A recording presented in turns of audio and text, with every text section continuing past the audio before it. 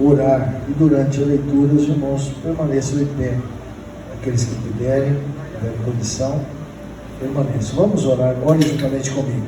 Senhor nosso Deus e nosso Pai, eu quero te agradecer pelo grande privilégio de estarmos aqui diante da Tua presença.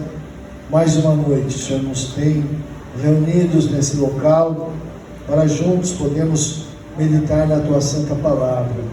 Tu disseste, Senhor, que onde houver 2 ou 3 reunidos no Teu nome, o Senhor estaria no meio. Então, cremos que o Senhor está no meio de nós. O Teu Espírito Santo está conosco, Senhor, para confortar, consolar, ó Deus e Pai, nos dar força para prosseguirmos nessa jornada.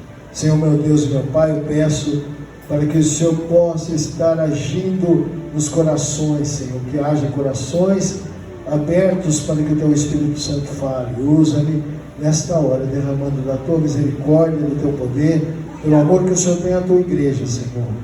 Venha falar conosco, venha nos instruir, venha derramar, Senhor Jesus, da Tua graça sobre nossas vidas. O Teu amor, Senhor, seja derramado entre o Teu povo, entre nós, que aqui estamos reunidos. Da graça e vitória nesta hora, assim, ó Deus, eu peço e te agradeço, no nome de Jesus. Amém. Como eu disse em 1 Coríntios, vamos continuar a leitura no capítulo 12, versículos 1 a 11, que já foi lido semana passada. Falarmos sobre os dons espirituais. Nos diz assim a palavra de Deus: irmãos, quanto aos dons espirituais, não quero que vocês sejam ignorantes. Vocês sabem que quando eram pagãos, de uma forma ou de outra, eram fortemente atraídos e levados para os ídolos mudos. Por isso eu afirmo que ninguém que fala pelo Espírito de Deus diz Jesus seja amaldiçoado. E ninguém pode dizer Jesus é o Senhor, a não ser pelo Espírito Santo. Há diferentes tipos de dons, mas o Espírito é o mesmo. Há diferentes tipos de ministérios, mas o Senhor é o mesmo. Há diferentes formas de atuação, mas é o mesmo Deus quem efetua tudo em todos. A cada um, porém, é dada a manifestação do Espírito, visando ao bem comum. Pelo Espírito, a um é dada a palavra de sabedoria, a outro, pelo mesmo Espírito, a palavra de conhecimento, a outro, fé, pelo mesmo Espírito, a outro, dons de curar, pelo único Espírito, a outro, poder para operar milagres, a outro, profecia, a outro, discernimento de espíritos, a outro, variedade de línguas, e ainda a outro, interpretação de línguas. Todas estas coisas, porém, são realizadas pelo mesmo e único Espírito, e Ele as distribui individualmente a cada um como quer. Amém. Pode sentar. Nós vimos a semana passada, então, no versículo de número 8, que nos diz, pelo Espírito, a um é dada a palavra de sabedoria e a outro, pelo mesmo Espírito, a palavra de conhecimento. Então, vimos sobre a palavra de sabedoria, que é uma mensagem sábia sobre a operação do Espírito Santo, com revelação para resolver os problemas específicos. E vimos também o dom do conhecimento, o dom da ciência, que é uma mensagem de conhecimento a respeito de pessoas, circunstâncias ou verdades bíblicas que muito se parece com profecia. E como eu disse, os dons estão entrelaçados, como uma corrente, e eles estão ali anexados um ao outro. Então são muito próximos até para a gente entender, e a gente também, pela pequenez que nós temos em relação às coisas espirituais, não conseguimos muitas vezes discernir, mas sabemos que é um dom que está sendo operado. Podemos confundir, mas sabemos que é um dom. E aí no versículo 9, a Bíblia nos diz assim, que Paulo escreve: a outro fé, pelo mesmo Espírito.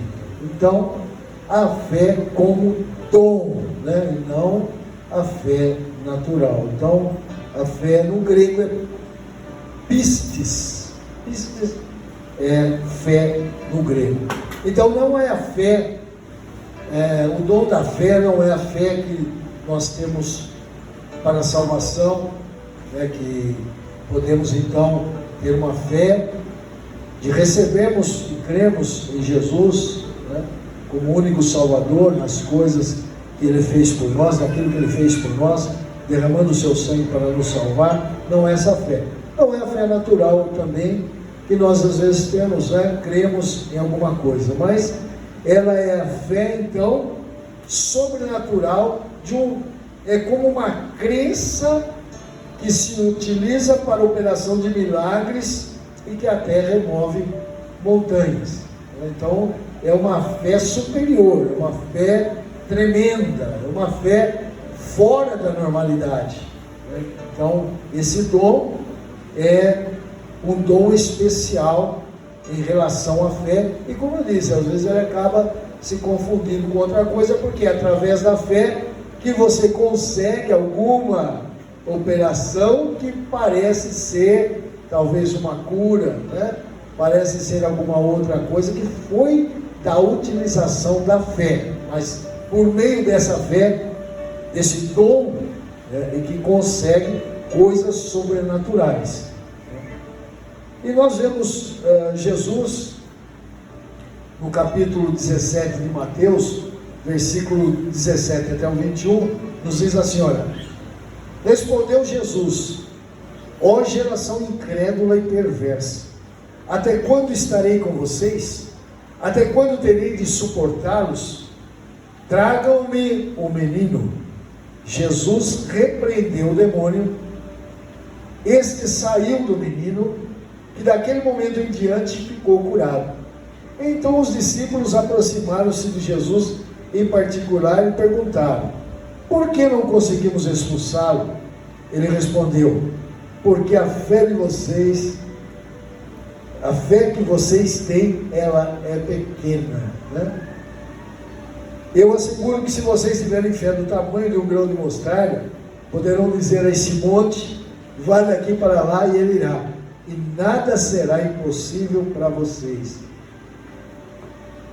Mas Jesus completa dizendo que a libertação dos demônios era por intermédio de jejum e oração. Então, Jesus, na realidade, ele demonstra que é uma fé grande, é uma fé sobrenatural, né? É uma fé que ele compara ao grão de mostarda, que é um grãozinho muito pequeno, né? Alguém pensa, né? Qual a diferença entre o grão de mostarda, que é uma poeirinha, uma bolinha tão pequenininha, com o coco, né? O coco também é uma semente, né? É um grão, é a semente do coqueiro, e através dele é que nasce o coco, né? Ele se produz. Se deixar ele vai começar a enraizar no próprio coco, onde tem aqueles 3 olhinhos ali. Um deles é um molinho, e ele acaba saindo, né? E vai produzir o coco. E qual a diferença então? Só pelo tamanho? Não, é que Jesus falou que pode ser pequena, mas se ela for de acordo com o Espírito Santo, né, a pessoa vai começar a fazer coisas que confundiria até com o dom de operações de maravilhas, que a gente vai ver mais para frente, porque ele se utiliza dessa fé, e essa fé, logicamente, ela é dada, né, pelo Espírito Santo, porque nós muitas vezes temos fé, mas para alcançar algo dessa maneira, diga, né, como ele disse, você vai ter uma fé tão grande, né, que falará esse monte: sai daqui, vai para lá, e o monte irá, né, vai ser transportado. Então vai depender o quê? Da operação de Deus através do Espírito Santo em nossa vida, que é a fé como um dom, logicamente, né? Então não é a fé, nem a fé natural que nós temos, né? Que às vezes cremos, temos que crer, temos que ter fé, mas é essa fé que opera milagres especiais, né? E Jesus ali, provavelmente ele menciona, ainda não era a hora dele estar falando sobre o Espírito Santo, por isso ele não menciona que aquilo viria através dos dons espirituais, né? Ele estava no início ainda da carreira, né? E aí não era o momento certo de se falar. Também nós vemos em Marcos, quase da mesma forma, é registrado que Jesus falou no capítulo de número 11, versículo 22 a 23, respondeu Jesus: tenham fé em Deus. Eu asseguro que se alguém disser a esse monte, levante-se e atira no mar, e não duvidar em seu coração, mas crer, acontecerá o que diz, e assim será feito, né? E logicamente Jesus não fala isso de forma figurada, ele fala verdadeiramente, né? E como o dom da fé ele é dado segundo a necessidade, ele só provavelmente estava mostrando ali, porque eu vou falar, sai o monte daqui, vai para lá, né? Sai o monte de lá, vai para cá, né? De uma forma ou de outra, o Senhor vai agir de uma forma que haja necessidade, porque nós acabamos de ver que é dado a cada um como ele quer. Então não é porque eu tenho fé, né, ele creio sem duvidar, logicamente ele usa, né, de uma situação tão quase que impossível, né, para o ser humano principalmente é impossível. Nós dizemos a um monte, sai daqui, vai para lá, muitos locais, né? Vai lá no Rio de Janeiro, tem o Corcovado, tem o Pão de Açúcar, vamos trocar de lugar aqui, né? A minha fé é tão grande. Mas qual a necessidade de se fazer isso? O que Jesus quis dizer é que se houver necessidade, pode-se ter. Assim como ele pode se utilizar de um outro meio. O pastor José Sativa, ele conta uma situação que aconteceu lá em Cúcuta, né? Na cidade onde ele fica, que eles ganharam lá, se eu não me engano foi lá mesmo, na cidade. Eles ganharam um terreno, né, ou melhor dizendo, eles compraram o terreno, e o terreno era muito difícil, né? E na realidade, quando ele pediu para que os irmãos fossem lá para aplanar o terreno na enxada e na pá, né, no esforço físico, tinha um irmãozinho que não aceitava. Mas o senhor não falou que a Bíblia não diz que se tiver fé a montanha sai do lugar? Ele falou, mas não é bem assim, né? E quis explicar, mas aquele irmãozinho não aceitou. E ele foi até o local junto com os outros irmãos. Chegando lá, deram uma ferramenta para cada um, e ele não rejeitou, não aceitou, rejeitou em fazer aquele esforço, porque ele dizia, a Bíblia diz que se nós tivermos fé, vai sair, a montanha vai sair. Nós não queremos tirar, nós não queremos aplanar esse terreno, que era muita pedra, né? Muito difícil de tirar. Eles iam ter um esforço muito grande para tirar, e sabiam disso, né? E aquele irmãozinho, aí começaram os irmãos, você é vagabundo, você é vagabundo, você é vagabundo, né? E ele ficou lá emburrado lá, e falou, não, se a palavra diz, eu não vou pôr minha mão. E aí ficou. E passando por ali, mais à tardezinha, estava passando um rapaz com uma máquina, e ele viu aqueles irmãos ali trabalhando, não sabia nem o que era, e perguntou, o que vocês vão fazer aí, né? Aí o pastor veio e falou, não, nós vamos escavar aqui, mas é muito difícil com essas ferramentas aí que vocês têm, é muito difícil. Ele falou, mas é o que eu tenho. Ele falou, só que eu tenho uma ferramenta melhor, que era a máquina que ele tinha. Ele falou, mas você faz? Ele falou, eu faço, sem problema. E aí foi e fez, né? Ali num dia só ele aplanou todo aquele terreno, que era muito difícil, cheio de pedra, e ele aplanou com a máquina. Então aquele irmão falou, tá vendo? Eu não tinha fé que se a gente orasse sairia a montanha. Então, de um jeito ou de outro, ela saiu, e fácil. E ele disse, eu não vou trabalhar porque eu creio nessa palavra. Então, logicamente que não foi como Jesus disse, mas aconteceu, sem que houvesse esforço deles. Começaram lá, fizeram alguma coisa, não tinham feito quase nada, né? Porque na enxada você vai fazer, não faz quase nada, mas no fim, parece que foi mais de um dia que foi trabalhado lá. E quando terminou o serviço daquele homem que foi, tirou toda a terra, planou, foi jogando a terra no barranco lá e deixou o terreno plano para a construção do templo, e o pastor chega para ele e pergunta, né, quanto seria? Ele falou, aquele lá já pagou. Aquele que mora lá em cima já pagou. Então, de fato, né, aconteceu o que aquele irmãozinho esperava, que ele tinha fé que a montanha ia sair sem ele fazer esforço e sem as pessoas fazerem esforço, né? Houve a máquina, mas é uma comparação boa, né, que pode acontecer, e vai depender do que? Da fé, né? E ele cria e não duvidava, e chamaram ele de vagabundo. Você é vagabundo, você não quer trabalhar. E no fim ele comprovou, né, de uma forma ou de outra. Também em Lucas, né, no capítulo 17, os versículos 5 a 6, diz assim: os apóstolos disseram ao Senhor, aumenta a nossa fé. Eles pediram para Jesus, aumenta a nossa fé, porque eles não tinham, eles achavam a fé pequena, e pediram que o Senhor aumentasse. E ele respondeu, se vocês tiverem fé do tamanho de uma semente de mostarda, poderão dizer a esta amoreira, agora é uma árvore, né, arranque-se e plante-se no mar, e ela obedecerá. Então veja que Jesus falou em duas situações, falou de monte e falou também de uma árvore. Do mesmo jeito, a fé sobrenatural, ele quis demonstrar o quê? Uma fé sobrenatural. Para que vai arrancar essa moreira, né? Para que o Espírito Santo usaria uma fé tremenda dessa? Porque se é usada no momento certo, né?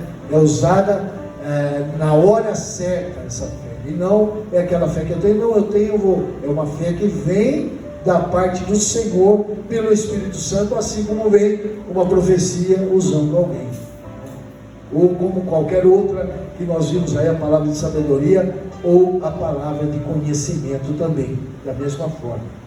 Ainda no versículo de número 9, nós vemos uma diferença, né, que todo ali está falando em dom, né, da fé,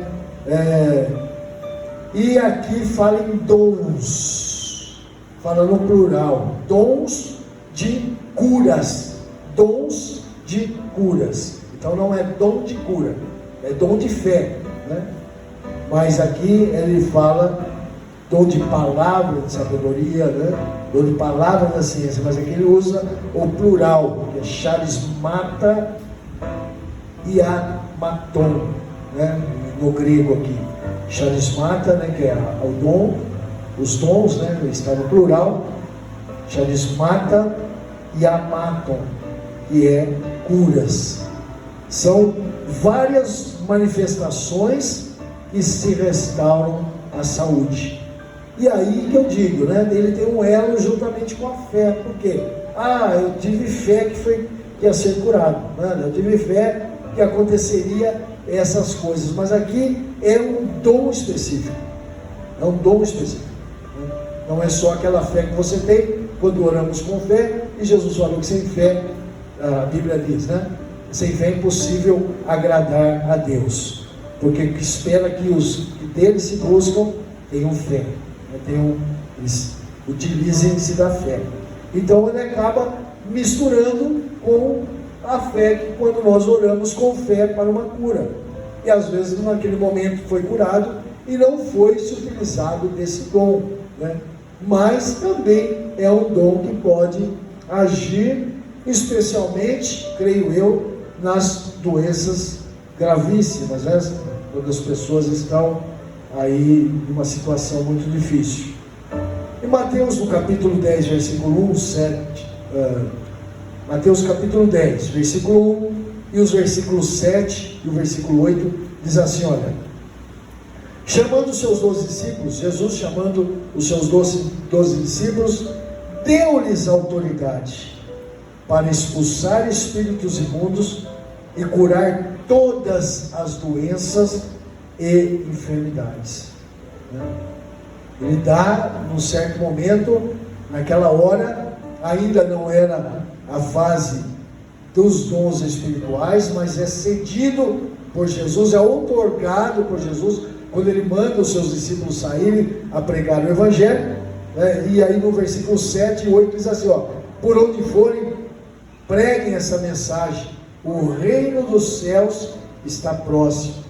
Versículo 8: curem os enfermos, ressuscitem os mortos, purifiquem os leprosos, expulsem os demônios, vocês recebam de graça, têm também de graça. Então naquele momento Jesus outorga um dom que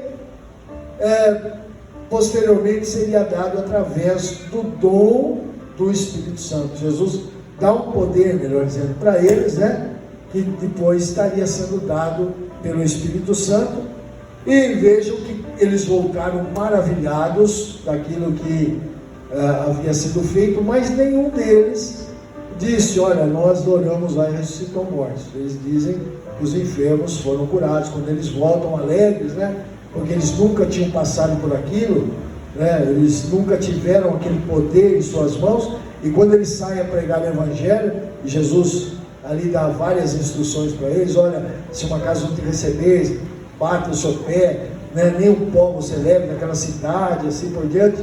Foi dizendo para eles várias coisas. Quando eles voltaram maravilhados. Por quê? Porque eles oravam, Jesus curava. Eles viam os endemoniados e repreendiam e eram, mas nenhum deles falou: os mortos foram ressuscitados, porque logicamente não chegou naquele momento da utilização. Mas Jesus utiliza isso, né? Ele utiliza isso quando da própria cura que foi lida hoje, né? Da viúva de Naim, né? A viúva da cidade de Naim. Naim não era pessoa, não, né, irmão? Não vão confundir aí pensando que Naim ele era uma pessoa, mas ele era uma cidade, né? E aí ele ressuscita aquele jovem que estava já indo para ser sepultado. Teve um maravilhoso encontro com Jesus, né? E aí voltou a viver. Também Marcos, né, mostra aqui um tipo de cura de Jesus. Marcos, capítulo 8, versículos 22 até o 25, nos diz assim: olha, eles foram para Betsaida, e algumas pessoas trouxeram um cego a Jesus, suplicando-lhe que tocasse nele. Ele tomou o cego pela mão e o levou para fora do povoado. Depois de cuspir nos olhos do homem e impor-lhe as mãos, Jesus perguntou: você está vendo alguma coisa? Ele levantou os olhos e disse: vejo pessoas, elas parecem árvores andando. Mais uma vez Jesus colocou as mãos sobre os olhos do homem. Então seus olhos foram abertos e sua vista lhe foi restaurada, e ele via tudo claramente. Eu creio até que essa palavra que foi escrita pelo seguinte: para que a gente não perca a esperança, né? Porque às vezes a gente ora com fé por alguma coisa e aquilo não acontece do jeito que a gente queria, e para que a gente não desfaleça: não, mas eu orei, eu tive fé. Ora de novo, né? Continua a oração, que aquilo pode acontecer. Veja que com Jesus ele pega, gospe no chão, faz o lodo, passa ali, que também pode ser aí uma operação de maravilhas, né? Por isso que eu digo, confunde muitas vezes a fé com a operação de maravilhas, a cura, né? Elas se confundem e se entrelaçam. Mas o que precisou fazer? Jesus precisou orar novamente. Então, se o próprio mestre precisou fazer 2 vezes para que aquilo se completasse, dá a intenção que nós precisamos fazer então muito mais do que isso, porque nós não temos nem, né, como diz, não chegamos nem aos pés de Cristo para fazer alguma coisa. Então, se você orou, só apareceu uma parte, continue orando, não perca a esperança. Não, mas eu orei, eu consagrei, eu jejuei, eu fiz tanto por isso. Continua orando, continua, porque o Senhor pode operar ainda através das orações e da fé. Não perca a fé e nem a esperança quando aquilo não acontecer de imediato, porque se nem para Jesus aconteceu, né? Então não perca a fé você. Mateus também, no capítulo 10, versículos 1. Não, eu já li esse daqui, né? Mateus 10, 1, 7 e 8. Eu já li. Atos, capítulo 3, versículos 6 a 11, nos diz: Disse Pedro: Não tenho prata, mas o que tenho, nem tenho prata nem ouro, mas o que tenho, isto lhe dou. Em nome de Jesus Cristo, o Nazareno, ande. Imediatamente os pés e os tornozelos do homem ficaram firmes, e de um salto pôs-se em pé e começou a andar. Depois entrou com eles no pátio do templo, andando, saltando e louvando a Deus.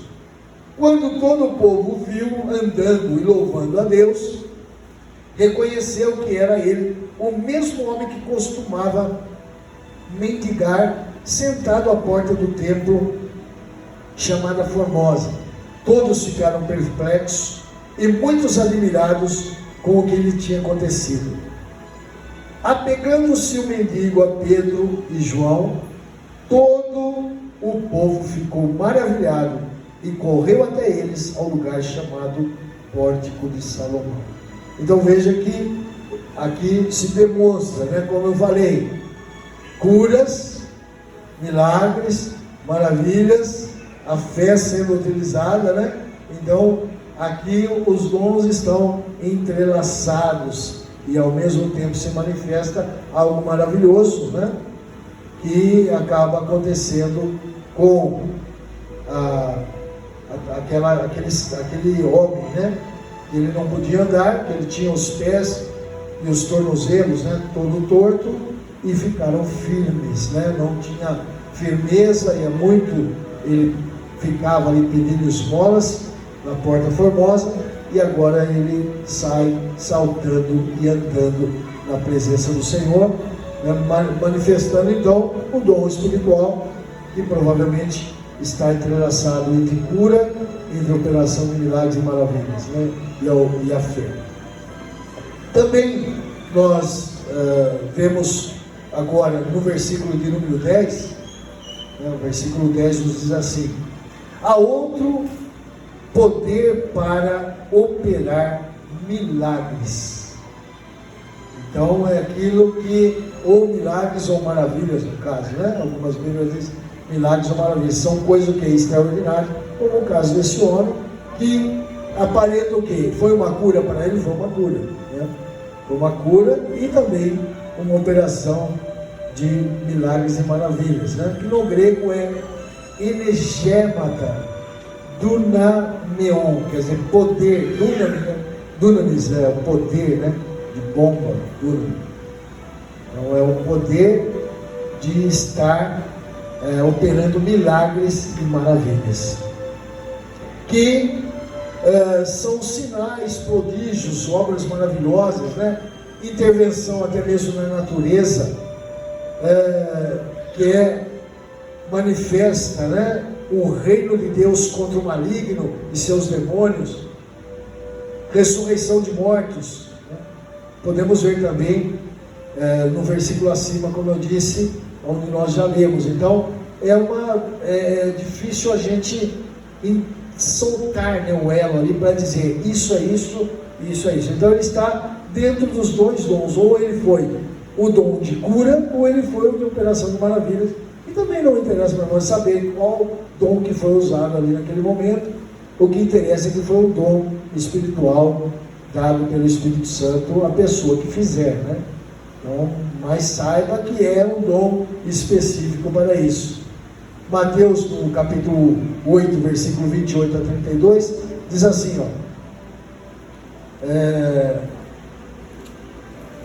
quando ele chegou ao outro lado, a região dos Gadarenos, foram ao seu encontro 2 endemoniados, que vinham dos sepulcros. Eles eram tão violentos que ninguém podia passar por aquele caminho. Então eles gritaram: que queres conosco, filho de Deus? Vieste aqui para nos atormentar antes do devido tempo? A certa distância eles estavam pastando,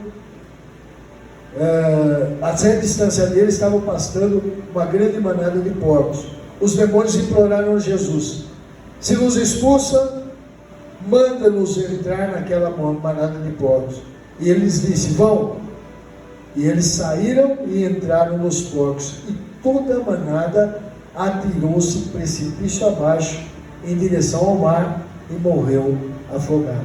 Então, também essa operação de maravilhas, ela está em ressurreição de mortos e também purificação de leprosos, está em operação, né, quando se expulsa legião de demônios, né, e aí entra dentro da dificuldade, entra dentro de algo que foi sobrenatural e foi muito grande, né? 1 Coríntios também nos registra Paulo, no capítulo 12, versículo 1 a 11, nos diz: irmãos, quanto aos dons espirituais, né? Ele fala então dos dons espirituais. Então Paulo vem falando desses dons para mostrar que esses dons é que são entregues, né, à igreja, são entregues a nós. E como eu disse, às vezes fica difícil, já desde o começo, de distinguir qual dom está sendo operado naquele momento, e parece ser alguns, um deles está sendo, né?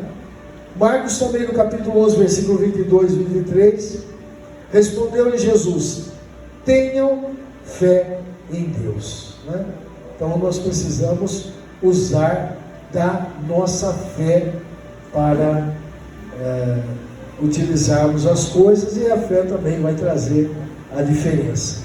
Mateus capítulo 21, 18 a 22 nos diz: de manhã cedo, quando voltava para a cidade, Jesus teve fome.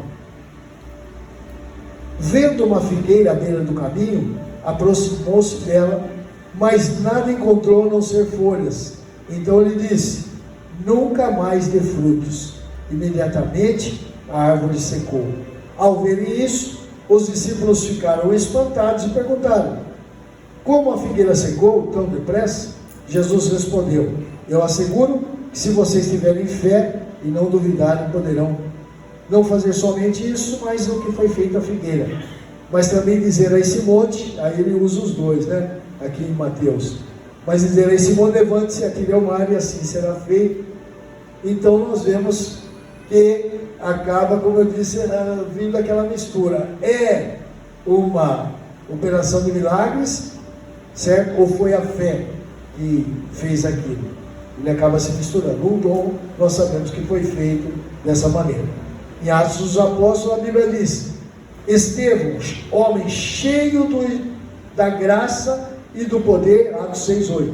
Estevão, homem cheio da graça e do poder de Deus, realizava grandes maravilhas e sinais no meio do povo. Então, cheio da graça e do poder, cheio do Espírito de Deus, né? Estava Estevão produzindo, naquele momento, um dom espiritual, realizando maravilhas, operando maravilhas e sinais, né, no meio do povo.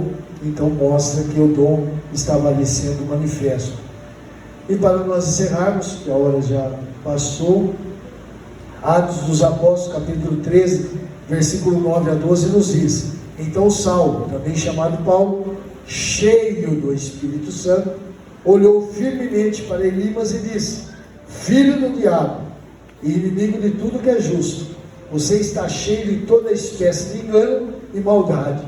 Quando é que vai parar de perverter os retos caminhos do Senhor? Saiba agora que a mão do Senhor está contra você, e você ficará cego e incapaz de ver a luz do sol durante algum tempo. Não ia ficar permanente, mas ia ficar cego naquele momento, né? E aconteceu isso. E aí diz assim: o procônsul, que era Sérgio Paulo, vendo o que havia acontecido, creu, profundamente impressionado com o ensino do Senhor, né? Então ele demonstra ali um dom, né? Você vai ficar cego. Ele estava ali perturbando, né? Perturbando Paulo na sua ministração, e Paulo lança sobre ele, né, uma palavra dizendo que a mão do Senhor estava contra ele. Então ele falou: olha, não sou eu, mas a mão do Senhor está contra você. Por certo, uma revelação do Senhor estava contra ele, e diz: você ficará cego e incapaz de ver a luz do sol por algum tempo. E foi o que aconteceu. Então, nesse caso também, pode ser usado a fé, né, e pode ser usada a operação também de maravilhas, milagres e maravilhas, que deixou maravilhado o procônsul que escutava a palavra de Deus e viu que havia algum poder no ensino que Paulo estava fazendo, no ensino que o Senhor tinha dado a Paulo, e através daquela manifestação ele acaba crendo, né? Ele que era alguém aí, um romano, certo? E era um procônsul, né? Ele fazia parte aí do reino, né? Determinado, do reino não, do império, né? Do imperador romano, que havia dado esse cargo para ele de procônsul. Então ele era uma autoridade romana ali, ouvindo Paulo e vendo o que Paulo fez, né? O que Paulo determinou, dizendo que não era ele, né? Eu te rogo, essa praga, né? Não era. Ele falou: olha, saiba que a mão do Senhor está contra você, e você ficará cego e incapaz de ver a luz do sol durante algum tempo. E isso acontece com ele. Eu vou parar por aqui, depois a gente continua ainda no versículo 10. Mas sabemos que a manifestação dos dons espirituais são manifestações sobrenaturais, né? Ela independe da nossa vontade, do nosso desejo, embora o nosso desejo, a nossa vontade pode ser usado para isso, mas não é eu querer, é o Senhor querer me usar, eu querer ser usado, e Ele, no momento certo, na hora certa, na hora que Ele desejar, me usar, ou usar a qualquer um que está dentro, né, que está aí, que habita o Espírito Santo, porque recebeu Jesus como Salvador, porque creu em Cristo, na obra de Cristo no Calvário, recebeu o perdão dos seus pecados. Então o Espírito Santo habitando, e agora a manifestação dos dons espirituais pode usar qualquer pessoa que esteja ligada e esperando para ser usada. E a igreja não pode esquecer de estar sempre pedindo, sempre buscando, né? E é através da oração que nós conseguimos a busca de um dom espiritual, seja ele qual for, se você desejar e o Senhor der ou não der, mas que Ele deu sempre um dom para nós podermos usar, não para engrandecermos, mas para que o reino de Deus, né, ele cresça e apareça, e assim, com esses sinais, as pessoas possam se aperceber e se chegar a Cristo Jesus. Que o Senhor nos abençoe, e a semana que vem, se o Senhor permitir, estaremos falando sobre a profecia. Eu só quero saber se é nosso